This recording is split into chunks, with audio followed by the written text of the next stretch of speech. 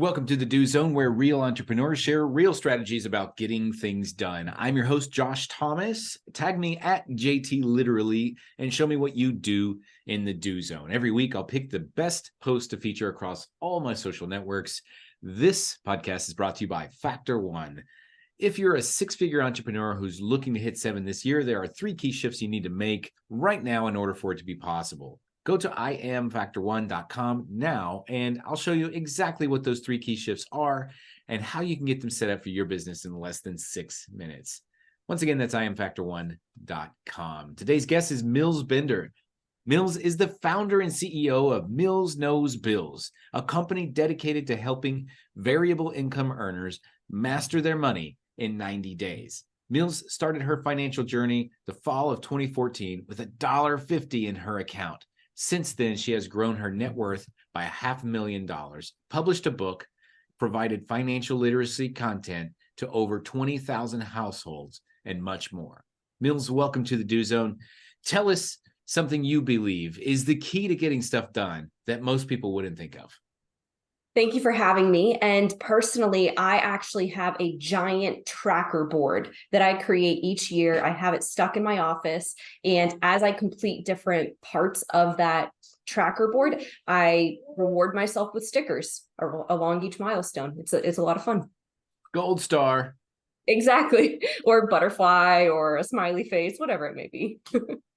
That's awesome. You know, the reward system is kind of, we look down upon that, but the schools did it for a reason because it works. We get that little dopamine hit, like, hey, you did something good. But then we turn into adults and everything's like there's no fun in anything. We don't give ourselves gold stars anymore. Why is that? I think probably because we feel like we have to do something grand in order to celebrate it. And that's something I talk about with my clients with their financial goals. It doesn't matter if it's small or little or small or big. You need to reward yourself and celebrate that win. Just make sure that that win is in line with whatever it is you achieved. So, and I don't mean to stay too far onto this topic, but a lot of times we just need to give ourselves credit for the things that we have accomplished. And it's too often as entrepreneurs, we spend a lot of time, well, this campaign didn't go right. Give me the feedback on this. All right, how can we make this better? We're in a state of constant improvement. Yes. And being in a state of constant improvement requires us to look at the things that didn't work and focus on making them better. What it does not require us to do, though, is celebrate the wins. And that's easy for us to go to the back burner because, there's not like a direct connection to a benefit when we celebrate the wins. It's not like this financial benefit, but It's important to keep us going, right? Absolutely. I remember when I first started my business, every little win I had, I would write it down on a Post-it note and I'd shove it in a shoebox. So whenever I felt overwhelmed by the idea of being an entrepreneur, I would bust out that shoebox. I'd take out the Post-it notes, and I wouldn't even have to read them. I could just look at the pile I had accumulated and say, all right, I'm not doing that bad. It's funny you mentioned that. I just recently, probably within the last couple of weeks, started screenshotting when somebody would post something about me and how I had an impact on them on social media or something like that. I just recently started doing that. And then I started realizing that it's quite a bit. I've got actually quite a few, and just in the last few weeks.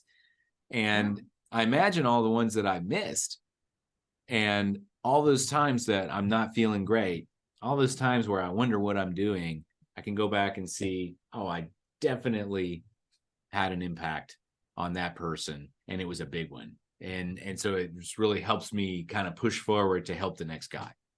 I like that. I might have to start doing that too. Yeah, and it's the craziest thing.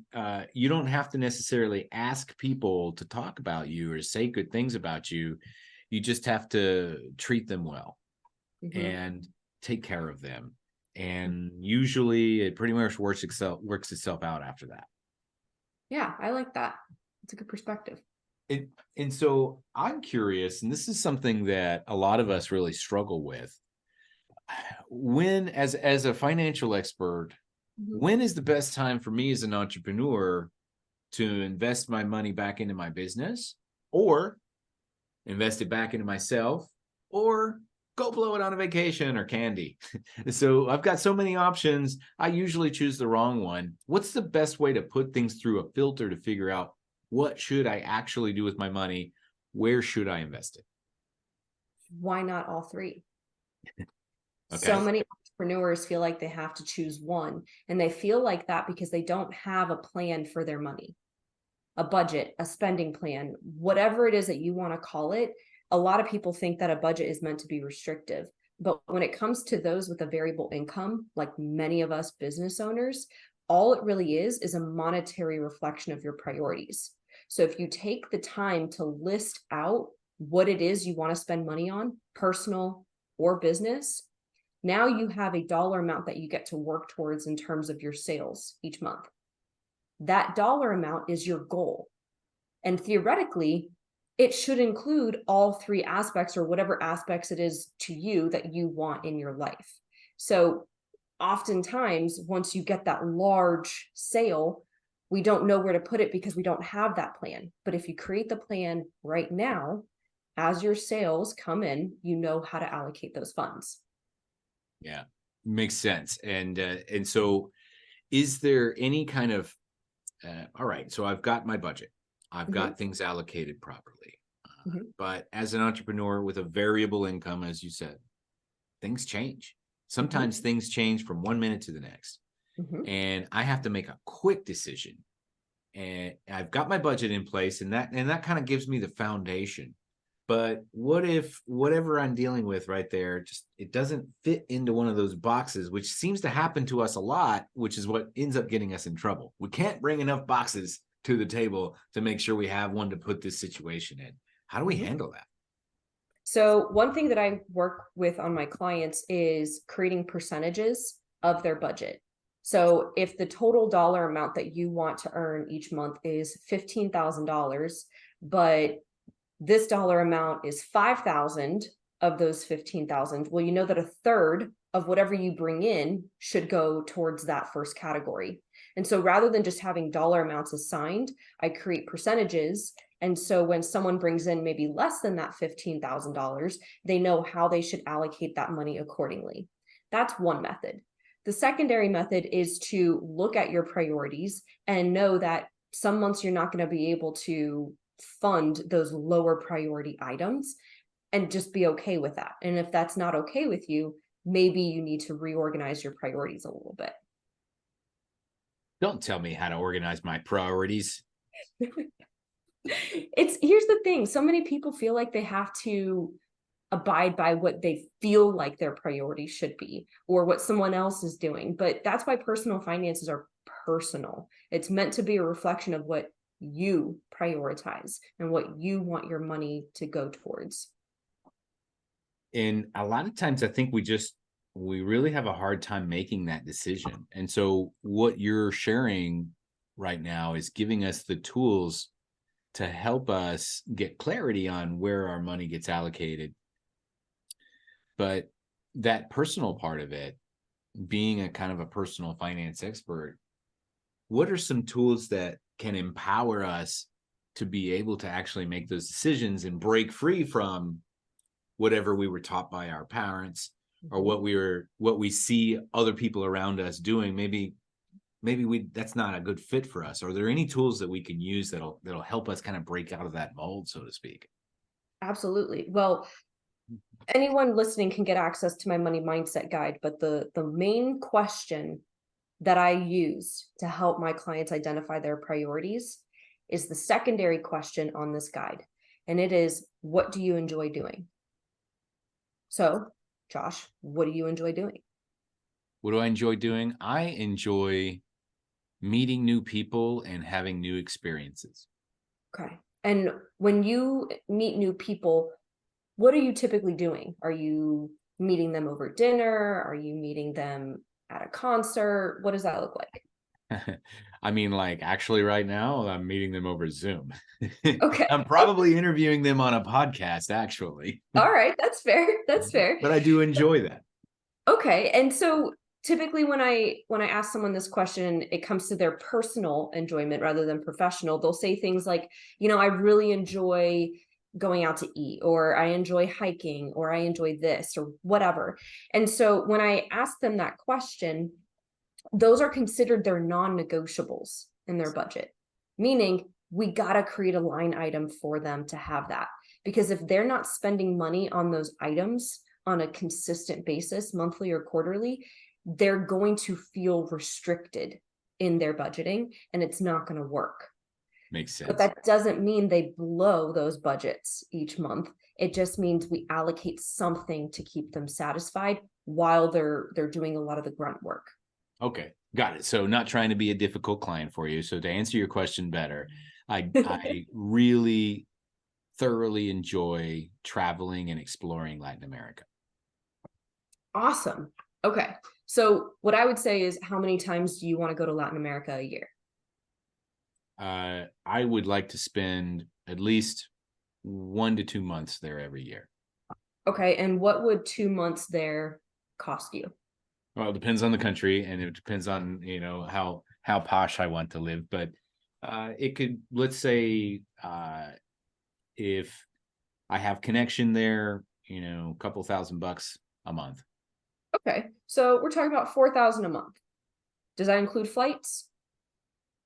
Yeah. Let's say with the travel to get there and back, it would be $3,000 to get there, be there for a month, and get back. Okay. So that means that you would want to allocate $333 a month towards this goal, so you could spend $4,000 a year living in Latin America. Okay. And then we would break that down into your sales, right? So what is it that you do? How much do you sell it for? How much more do you need to sell to make that a reality? And typically it's not much different from where you are right now. Yeah, it's just a matter of deciding that that's part of it. Kind of the Mike Michalowicz profit first model. Take out the money that you're going to use for yourself first before you do anything else with the business. Make sure you pay yourself first. Exactly. I love it. And so, Mills, tell us a little bit about who you serve and how you serve them, and how we can connect and learn more. Sure. So I like to work with who I call Vin Henry. Vin stands for variable income. Henry stands for high earner, not rich yet. So I work with business owners, salespeople, realtors, mortgage lenders who are generating money, but no matter how much they make, they're still worried about it and they have nothing to show for it. Whether they're living paycheck to paycheck, they're smothered in debt, they don't have any investments or retirement saved up. So I help them master their money in 90 days so they can gain clarity over their finances and it's no longer controlling them. Awesome. And you mentioned earlier something about this money mindset. Can you tell us a little bit more about that? Sure. So the link that I'm going to give you, Josh, for the bio is going to be go.millsknowsbills.com/free-course. And in that, everyone is going to, I know it's long, that's why I'm going to give it to you to put in the link. We gotta work on that domain structure for a podcast. I know. I just created it though. This is actually access to one of my mini courses. And in that course, it talks about money mindset. It also talks about budgeting, debt payoff, and so much more. Awesome. And by chance, can we go to millsknowsbills.com to find that? Not right now. I'm in process of linking it. Like I said, it's a new freebie that I'm offering, but I will send it to you directly so you can drop it in the link. Awesome. Great to know. And so for those who are Vin Henry's, variable income, high earner, not rich yet. That's pretty neat. Yeah, you really nailed it there. It's easy to remember. Thanks. Nice system there. I know exactly who fits into that mold. So for sure. Excellent. So Mills Bender, everybody. For those of you who are looking for info on how to get your money in order, if you have a variable income, if you're a high earner, but you do not have a whole lot of personal wealth yet at this point, I highly recommend that you go to millsknowsbills.com. And then also she has a special free training for your money mindset that is located at go.millsknowsbills.com/free-course. And so if you can remember all that, she's going to send you a cookie in the mail for all of the effort that you put into that, because you deserve it. Hey, thank you again to Mills Bender for sharing a little bit of wisdom about how you get stuff done. For those of you who are looking to take your six-figure business to 7, and you know what got you here ain't going to get you there, we can help you. Go to iamfactor1.com now, and we'll show you exactly how to get the systems in place so that you can be successful with your business finally and start working on your business instead of in it. If you listen to us on your morning commute or your workout, you're out in the field, be sure to snap a selfie and tag me at JT Literally. Tell me what you do in the do zone. You are factor one for your own success. Now let's get to work.